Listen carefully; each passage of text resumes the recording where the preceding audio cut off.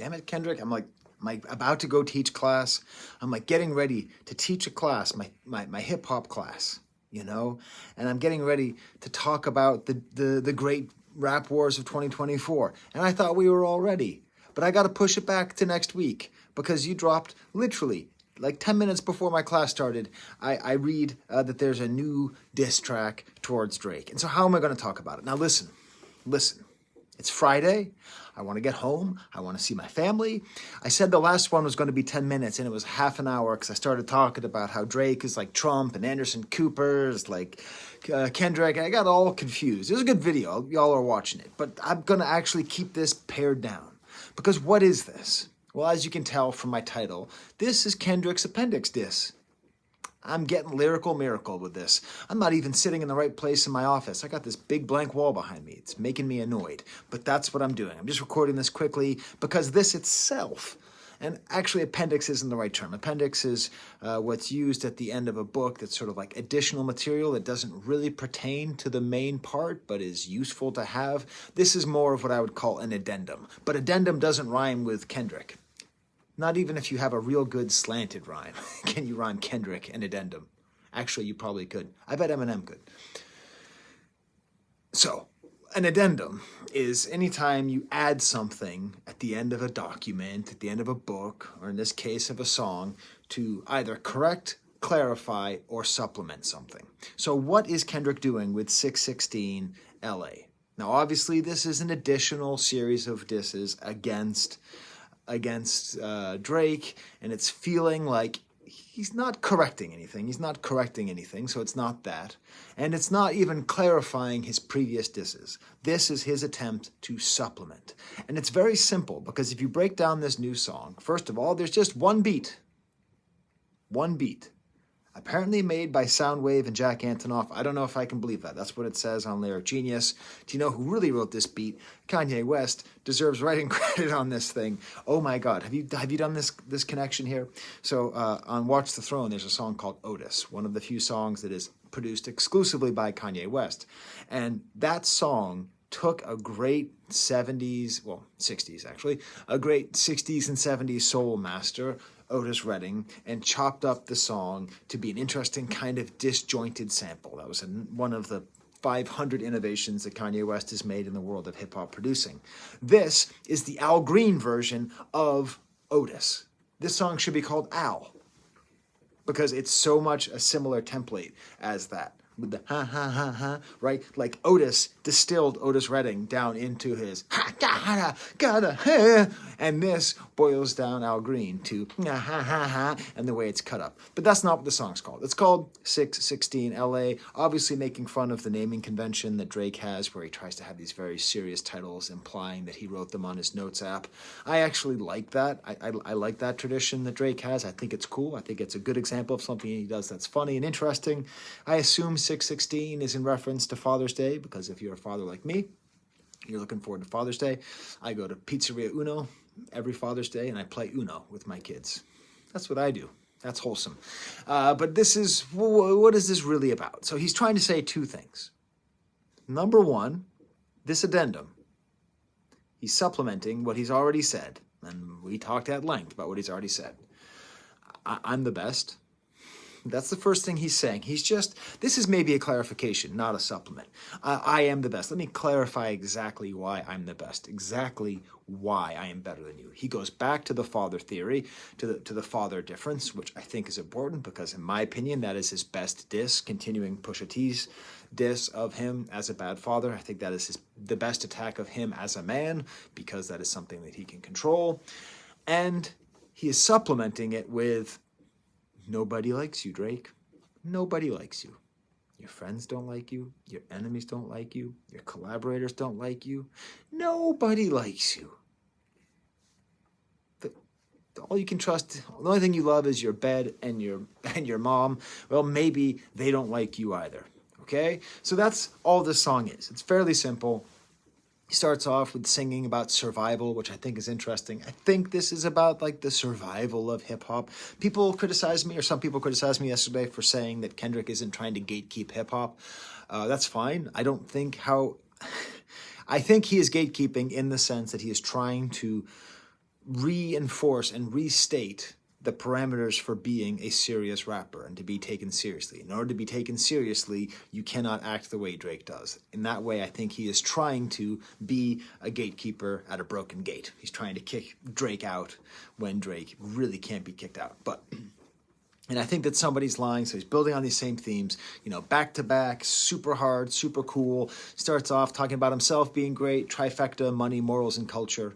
So that's how he sees himself, money, morals, and culture. That's really the high horse that he's putting himself on. He seems to lament his status here. He at one point calls himself a man of peace, that he has a boring life. But here he says, who am I if I didn't go to war? He appears to be indicating that he is called, that this is a duty, this is a vocation, that he has to smack down Drake because the culture needs him. In other words, Kendrick is saying that he is your savior. Damn it, Kendrick, you said you weren't our savior. Which is it, buddy? You got to pick a lane. Pick a lane, Michael. Is he our savior or not? I don't know. That goes to talk about putting his kids to sleep. Again, going back to this theme. Mentions the mannerisms of Raphael, which is sort of clever, but not really, because Mannerist actually followed Raphael, mostly Michelangelo. This could be an interesting thing to study, because mannerism is often seen as a lesser art than Renaissance, and it was when artists stopped basing things on life and started basing them on artists who depicted life, so things got more abstract and more fanciful. Okay, that's what mannerism is. If you study art history, there's a fair argument to be made that Drake is a mannerist in the way where he doesn't base things on real life. He bases his things based on people who base things on real life. That could be the point that Kendrick is making. Who am I to say he hasn't studied art history? But the most important part of this whole diss is just... Okay, look at this. I'm not going to make it to the 10-minute mark. I can't help it, everybody. I've just got to be me. Y'all know I love Star Wars. You know I love Star Wars. You know I love the cantina scene. There's the scene where Luke walks up and he's just trying to get a bar in the cantina, a little kid. And this guy, Dr. Evazan, walks up and says, "My friend doesn't like you." I'm sorry. "I don't like you either." Okay, that's what he says. And then eventually they get into a fight and poor walrus man loses an arm. This whole song is basically like, your friends don't like you, and I don't like you either. It's just over and over and over again. Have you ever thought that OVO was working for me? And this is what's so crazy about this, because what he's trying to do is he's trying to get into Drake's head. I'm sorry, I just had a realization. What does Drake rap about? What's the number one topic that Drake raps about? I can't trust anybody, I'm all alone. I can't trust anybody, I'm all alone. I can't trust anybody, I'm all alone. I've got no friends, I've got no friends, I've got no friends, I've got no friends. So I guess this is the next way to diss him, is by telling him you can't trust anybody. Everybody inside your team is whispering that you deserve it. You must be a terrible person. By the way, that's the best diss on the whole thing. The directness of that line, you must be a terrible person. Can't Tootsie slide out of this one. I'm just going to resurface. Maybe that's the most old school style direct attack on him. Attacking Tootsie Slide is a weak ass song. If you were street smart, then you would have caught enough that your entourage is only to hustle you, huntins that you got on salary, and 20 of them want you as a casualty, and one of them is actually next to you, and 2 of them is practically tied to your lifestyle, just don't got the audacity to tell you. So he's just going on and on and on and on, and he's targeting very specific, and he's trying to get closer and closer and closer and closer to Drake, until Drake has to realize, oh my God, Kendrick is right. Nobody loves me. I'm all alone. I can't trust anybody. I'm not safe. So where does this fit in the whole thing, the whole beef? I think it's a better beat than the last one. I think it's an interesting idea. I think it is an interesting approach. It's basically a rhetorical trick where I would argue that the things that matter the most to Kendrick are in this song. I think the stuff about the abs and about the not being black enough or using blackness as a costume or cosplaying certain images of black masculinity, all the other stuff, the money stuff, all that, I would say that is probably less important.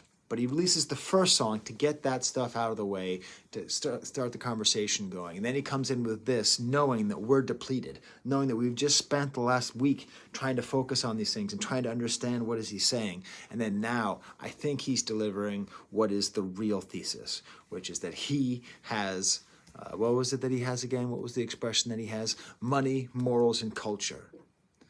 And that Drake just has money. And Drake doesn't have friends. Everything that Drake sings about is true. He can't trust anyone. All right. Am I free? Can I get back to reviewing the new Dua Lipa album? God damn, it's hard out here. It's awesome though, isn't it? Isn't it? It's really fun. It's really fun talking about all this stuff. So listen, Drake, Kendrick, do me a favor, okay?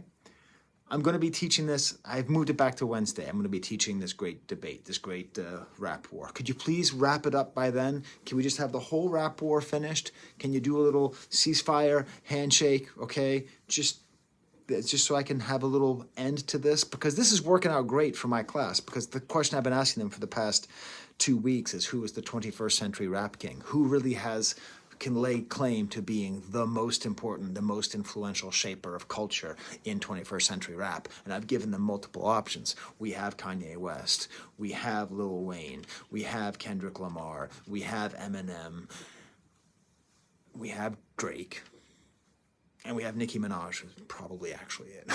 But anyways, so this is great, because basically everybody who is in that whole in the conversation for who is the 21st century rap king is all in this beef. So please just wrap it up, and then I'll declare a winner on Wednesday. All right, until next time, I'm going to get back to that Dua Lipa album. It's awesome stuff. There's the camera.